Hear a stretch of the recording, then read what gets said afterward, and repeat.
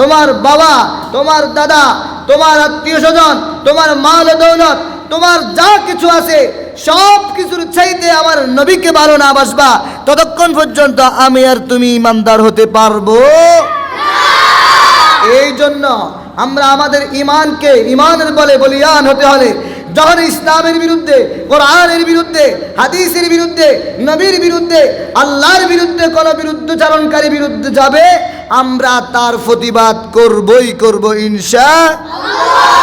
না হয় আমরা আমাদের ঈমানকে নিয়ে ঘুমিয়ে থাকলে হবে না, ঠিক না বেঠি? কুফাররা, কাফের, মুশরিক, ইহুদি, খ্রিস্টান, নাসারা, বৌদ্ধ, তারা আমাদের দিকে তাকিয়ে আছে কখন আমাদেরকে ছো মেরে নিয়ে যাবে, কখন আমাদেরকে ইসলাম থেকে ছিনিয়ে নিয়ে যাবে। তারা তাদের এই মিশন এবং ভিশন নিয়ে কাজ করছে। এই মিশন এবং ভিশনকে আমরা যদি পরিপূর্ণ প্রতিহত করতে চাই, আমরা আমাদের ঈমানের বলে বলিয়ান হয়ে সর্ব অবস্থায় সর্বসময় তাদের বিরুদ্ধে আমরা প্রতিবাদ করবই ইনশাআল্লাহ।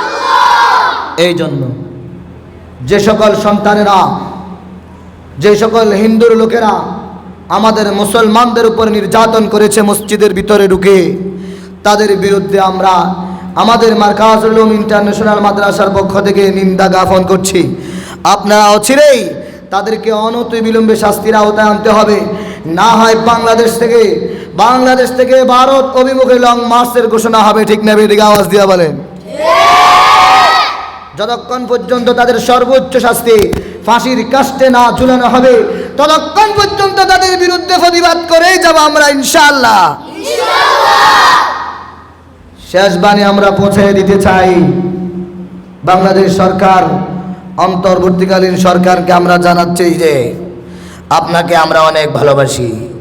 এই ভালোবাসার সম্মান যদি আপনি রাখতে চান, আপনি অচিরেই আপনার উপদেষ্টা মণ্ডলীকে নিয়ে খুব দ্রুত বাংলাদেশের সন্ত্রাস কসাই মোদি নরেন্দ্র মোদির কাছে আপনি খুব দ্রুত ফোন করে হোক, সরাসরি সাক্ষাৎ করে হোক, এর বিষয়ে আপনি অল্প সময়ে শাস্তি বাস্তবায়ন হওয়ার জন্য আপনি আপনার পক্ষ থেকে অবশ্যই খুব দ্রুত আপনি তাদের প্রতি ব্যবস্থা নিতে হবে, ঠিক না বেটি? যদি আপনি ব্যবস্থা না নেন, তখন আমরা বুঝবো যে আপনারও ঈমানের ভিতরে গরমিল আছে, ঠিক না বেটি? আওয়াজ দিয়া বলে।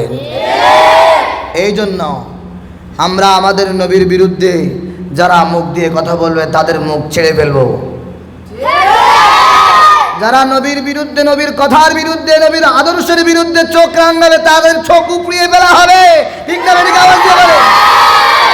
ইসলামের বিরুদ্ধে যারা কথা বলবে তাদেরকে আমরা যতক্ষণ পর্যন্ত তাদের শাস্তি দেওয়া না হবে ইসলামের শরীয়ত অনুযায়ী, ততক্ষণ পর্যন্ত আমরা তাদের শাস্তির প্রতি, প্রতিবাদের প্রতি আমরা আমাদের সোচ্চার আমরা থাকবো ইনশাআল্লাহ।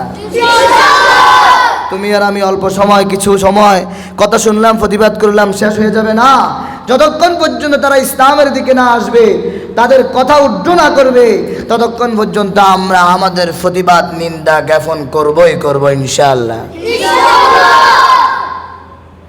যারা নবীর বিরুদ্ধে কথা বলেছে, মুসলমানদেরকে শাস্তি দিয়েছে, কষ্ট দিয়েছে, নির্যাতন করেছে, আমরা তাদের হেদায়েতের জন্য দোয়া করি।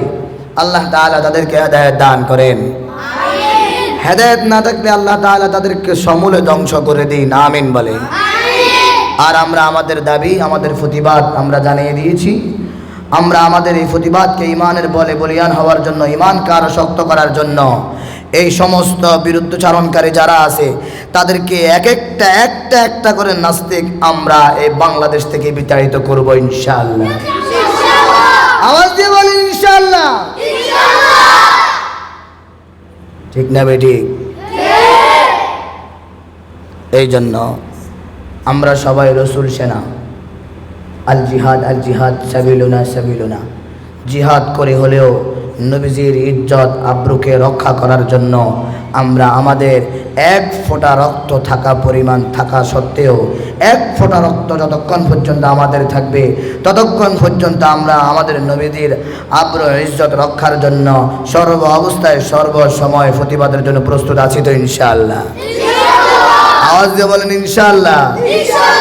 আল্লাহ তাআলা আমাদের সবাইকে ঈমানের বলে বলিয়ান হয়ে ইসলামের পক্ষে জীবনের শেষ মুহূর্ত পর্যন্ত থাকার তৌফিক দান করেন।